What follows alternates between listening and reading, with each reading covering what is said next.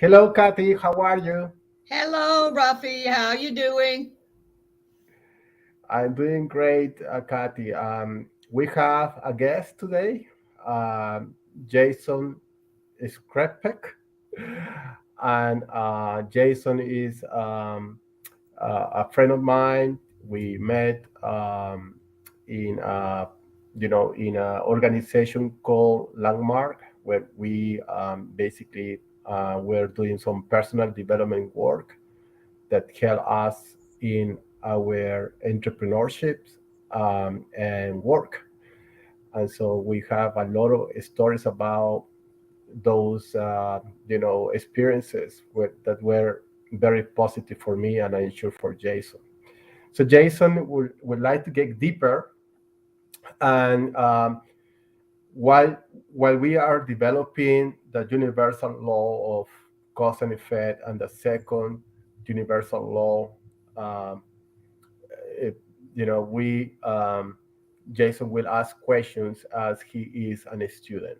So he's basically representing the community, and so we are very very happy to have Jason here. And thank you, Jason, for volunteering. And with that being said, let's jump into universal laws. Uh, so you have the floor, Kathy. Okay, we're ready to go. Now, last week we did a quick overview of each of the 12 primary universal laws that I think are important. There are hundreds of universal laws, but this one, the universal law of cause and effect, don't you think everybody knows what that one is? So let's see now, how do I move forward? Do you click where the arrow says next slide with your mouse? There you go. So as we went through last week, cause and effect is better known as what goes around comes around, because there are always consequences for your actions, and you must take total responsibility for everything that happens in your life. Oh, let me elaborate um, on that, because I want to get deeper into that subject. Some people call cause and effect karma, the karma. Some people call cause and effect destiny, right? If you go to Asian uh, practices, they will call it karma. And if you go to Christianity or Catholicism, they will call destiny. So just wanted to make like a pause so that we can brainstorm a little bit about that. What's your point of view about what I just said, Kathy? Karma or um, destiny? I can totally believe with karma. I'm not sure I believe about destiny. Karma can actually be carried over from other lifetimes too. So sometimes what happened in a previous lifetime will affect you today. But of course, everything is a lesson that gives us an opportunity to grow. And when we learn how to utilize the lessons, it makes our life run so much smoother. For example, like the law of cause and effect, you're going to find with each of these universal laws, there is a positive law and there is a negative law. So I want to give you an example of each of them. So, for the positive law of cause and effect, this is a true story. A friend of mine found herself behind a woman at the grocery store checkout register who didn't have enough money to pay all her groceries.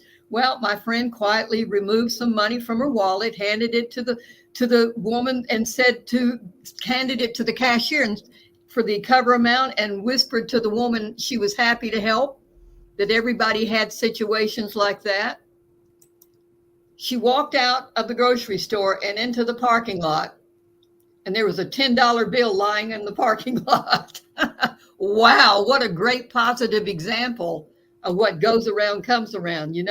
Can you think of anything positive that has happened to you when you did something good? Did you get something back in return? Yeah. So every time, when you from your heart, you help somebody. When you devote time, universal law of effect comes back to you. Mm-hmm. When you do your very best, and sometimes it does not work for you, listen to this one. You can do your very best, but and it doesn't work out with you. Doesn't work it out. It's not because the law of cause and effect is not working. It's because there is a learning lesson that you have to experience. It's like a challenge. So that's why I fall in love with this rule of cause and effect, because people get confused and get disappointed. Because if you take the cause and effect literally, and if the things doesn't work as you believe it will work, then you get disappointed, and then you start not believing in this in this law of cause and effect. Well, there's something else to remember about this. For example, the example I just gave, where my friend just handed the money to the cashier without even thinking about it and whispered to the woman, we've all been in that situation. She had nothing on her mind but helping this woman. And because she was so open, the universe could bring it back to her. But somebody who gives a lot of money in charity or this or that, expecting something in return, has the wrong attitude. And so they wonder sometimes, well, how come I didn't get anything back? I gave all this money, nothing came back to me. Because you gave for the wrong reason. My friend gave from her heart, and the universe always knows where your thoughts are, which is why it responded so quickly to her. How about you, Jason? Have you ever run into a cause and effect situation? Yes, I work in TV, and I couldn't do a job, and I handed it off to a friend of mine that needed it. And next thing you know, I got more work later on That's because the of way that. it works. That's exactly the way it works. Now, let's talk about the negative law of cause and effect. I'm ashamed to tell this story, but once while I was driving through a parking lot looking for a parking space, a man backed out of a parking space and into the side of my car. And my angry reaction was not my finest hour. And I admit that I screamed a lot to this poor man.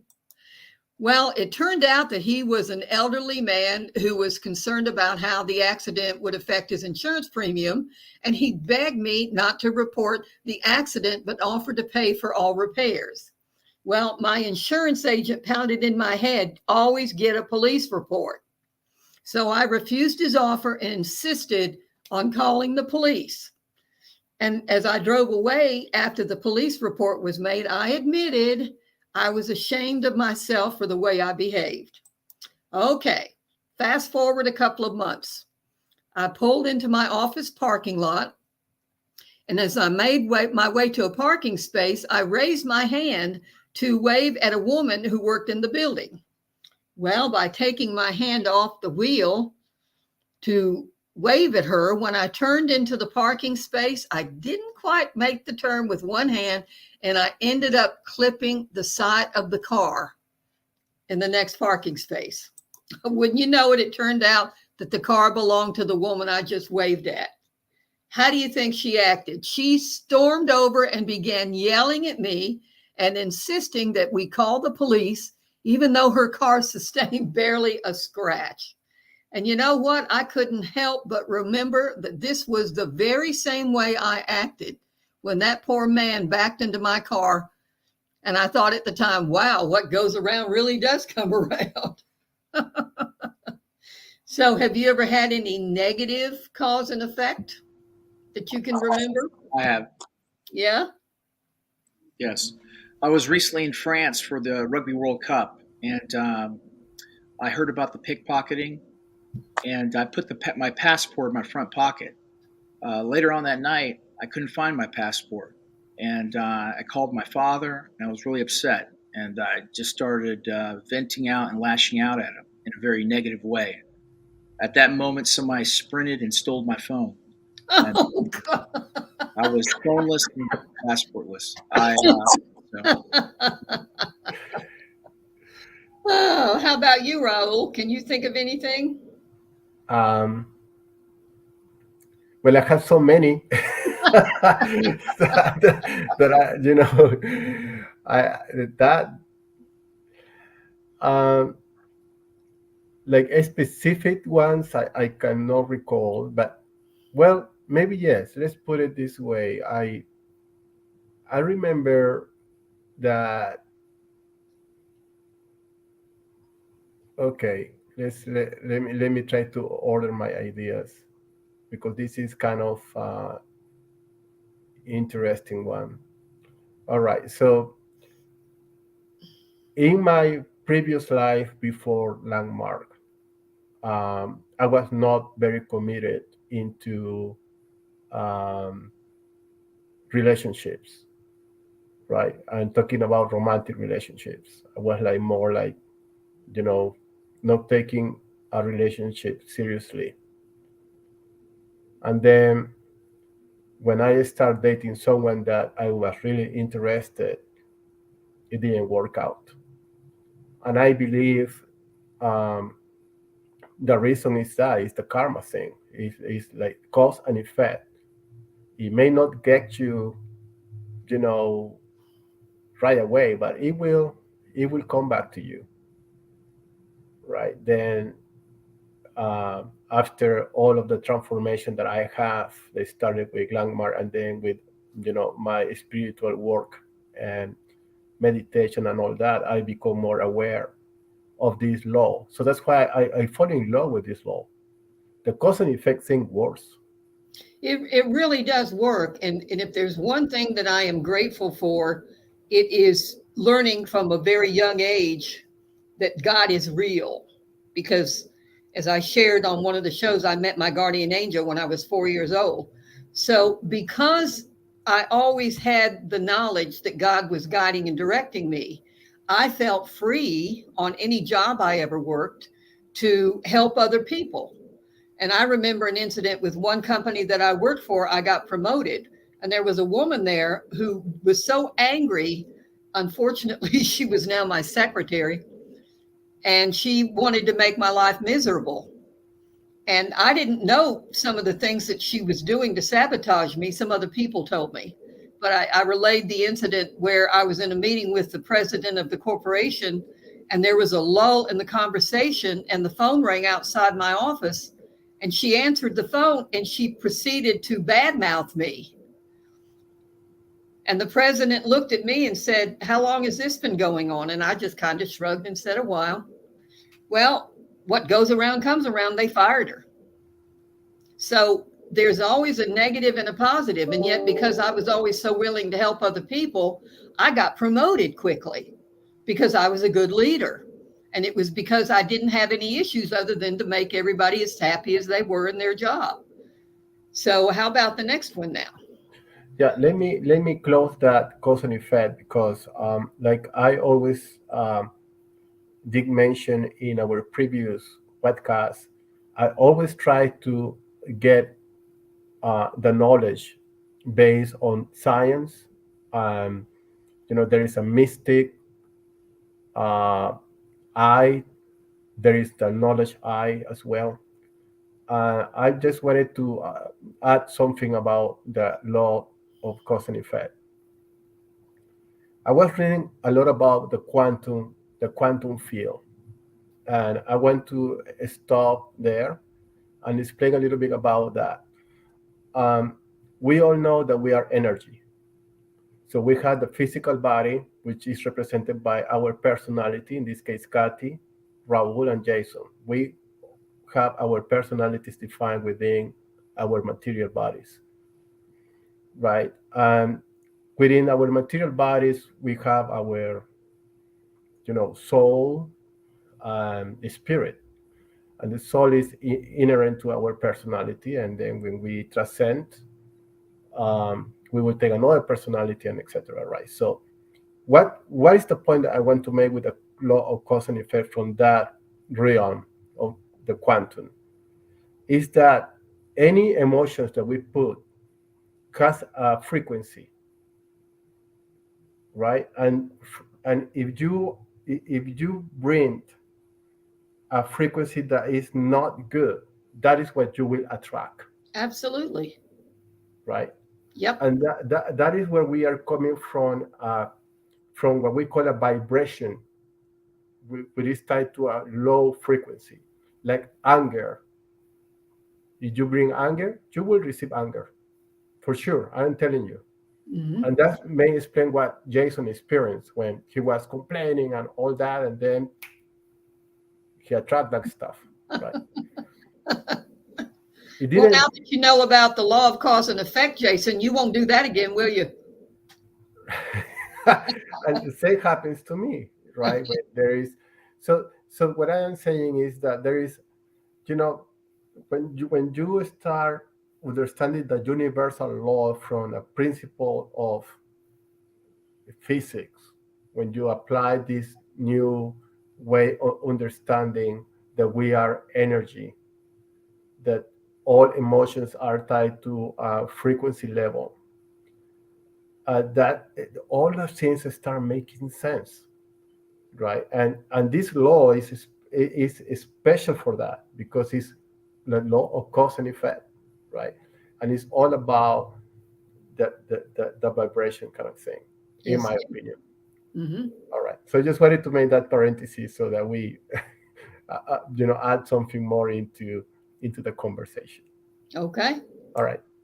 Universal law number two, the law of attraction. And as we discussed last week, the law of attraction means that everything we think and everything we say, this thing has brought it over, attracts to us. Now, this could be called like attracts like. In other words, what you are like is what your life is like. So, on the positive law of attraction, a friend of mine lamented the fact that she could never meet a decent guy. She tried everything. She tried online dating sites, singles gatherings, churches, clubs, all a miserable failure. She made the statement that she was destined to remain single. Yet explained that it is her birthright as a child of God to have a loving relationship. It's one of God's gifts to us. She needed to change her thoughts from ones filled with thoughts of failure in love, which resulted in attracting failed relationships, and instead remember that what she put out, she attracted back to her. Now, this is something I have recommended to many, many people. And every time I've recommended it, it has worked. If she wanted to receive love, she needed to give love. Giving love would open her up to attract love back to her. Of course, she thought I was crazy. And she said, how am I supposed to give love? And I said, well, why don't you go volunteer somewhere? There's got to be something that means something to you. Maybe it's animal shelters or the elderly or working with babies or something. Well, she ended up volunteering at Habitat for Humanity, where she met her husband. And they've now been married for about 10 years and they still go to Habitat for Humanity. Now, this has also worked for several friends of mine who could not get pregnant. And they tried all the in vitro, fertilization stuff. They started adopting. They went through the whole rigmarole. Nothing worked. And when I said to them, you would not be so wanting the love of a newborn baby if it isn't possible for you. So we accept that it is possible, but now you need to get into the energy of loving, whether it's to go to the hospital and volunteer with the preemie babies or do something that gets you around the energy of babies. You know, every one of them became pregnant within 6 months. So this is what we're talking about. What you put out is what you get back. Your thoughts attract. In order to receive love, if you give love, I guarantee it's going to come back to you. What do you think about that? Well, I think that's right. Can you relate to that? Yes, I can. I have a friend that was had a French bulldog, and he went to one of these French bulldog rescues, and helped other bulldogs, Uh-huh. and supported that charity. And he met his wife that Here had you a go. bulldog, and they have a happy marriage of Isn't 10 that years. wonderful? Hmm. Yeah.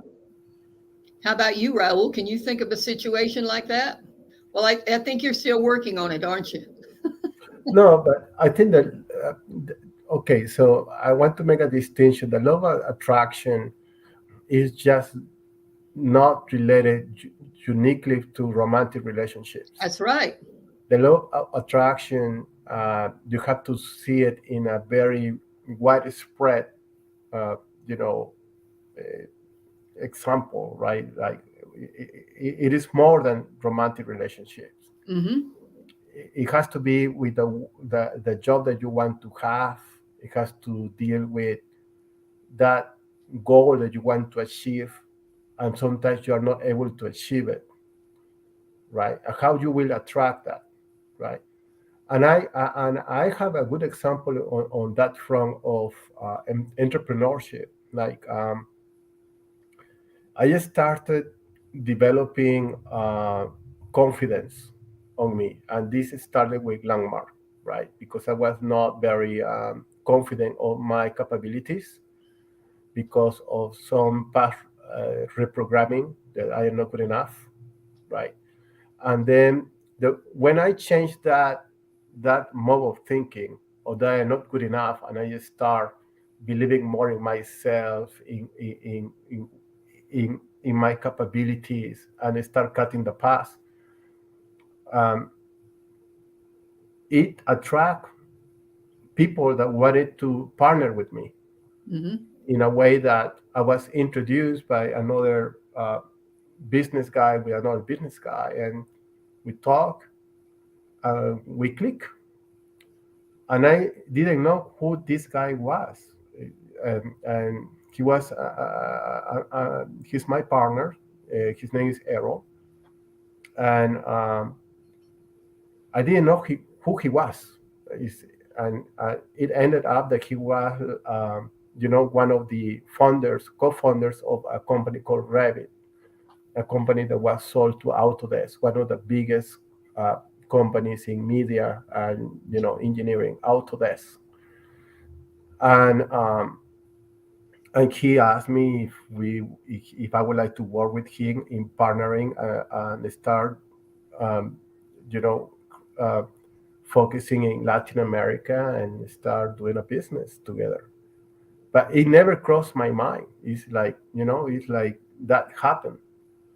Um, so that's the kind of love of attraction, things that you would like to get, and for some reason you don't get. The typical case of romantic relationship is another one, right? So that one is still I am working on it because um,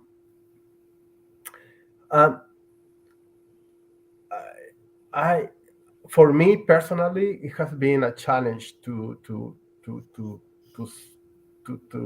to attract. It may be because I am not complete with some other things, like financially speaking, or maybe want to reach to a point in which I feel that I can be with someone. Also, um, I strongly believe in vibration. When you have a lot of, when you are very conscious of everything that you are doing, and attracts. Yep. And sometimes, I just didn't find the right, the right female, the right partner, because we are, in different. It's going to happen, Raul. Don't give up. And certainly, Jason, I have been in many clubs and didn't work out. So that didn't Okay, you ready to see the negative law of attraction now? go ahead. Okay, the negative law of attraction. I read a book years ago. A retired Chicago police detective wrote it about how the average person can learn to defend themselves or even avoid situations of criminal activity in your life. And one of the things that struck me was he reported that during his time on the force, on numerous occasions, he noticed that repeatedly the same victims of robbery or assault kept coming in. He made the statement in the book, it was almost as if these people were attracting these attacks. There you go. He was right, even though he may not have understood why it was happening, because your thoughts attract. Your negative, fear-filled thoughts can attract what you fear. My friend Rose constantly talked about the fear that her purse would be stolen. When we went to a restaurant, she would place her purse in her lap and put her napkin over it. If we went to the salad bar, she carried her purse with her to the salad bar. Her purse was stolen 3 times in a year. I've never had my purse stolen. Her fearful thoughts that her purse would be stolen attracted that very situation to her. Whenever a fearful thought comes into my mind, I say, nope. I release that negative thought. I know I am always taken care of. And one of the things that I always caution my friends about is when they go to the doctor. And you know how doctors are. They want to run 100 tests. They want to find out your entire family history.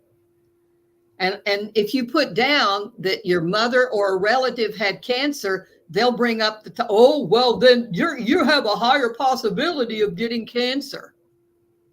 Well, what a terrible thought to put into somebody's head. You know what I'm saying? And I always tell my friends, if they ever say that to you, you just silently say, nope, that's not going to happen to me. I am free from any such thoughts. So what about you? Any of you, can you think of a negative law of attraction? Well, back to my French story. I was worried about pickpocketing, and I just was, it was on my mind that I was going to get pickpocketed. So I put the passport in my front pocket, and lo and behold, I did. Uh, but I have these fearful thoughts all the time about my health, about finances, about my weight, about the as also as in the relationship sector too, or, dating and I just have them continuously throughout the day. Lots of fearful, negative thoughts, hundreds of them. But now that you brought this to mind, I'm going to release all these thoughts as best as I can. Let me give you an idea. Take a rubber band and put it around your wrist. And every time you think or say a negative, pop that. Mm-hmm. You can, because thinking negatively is a bad habit, and you can break that bad habit. Any habit can be broken in 21 days if you become aware of it. So that's what I did, because I'm a reformed negaholic. I admit it. Right. And every time I thought something negative, I'd pop that rubber band. And I it do. helped a lot.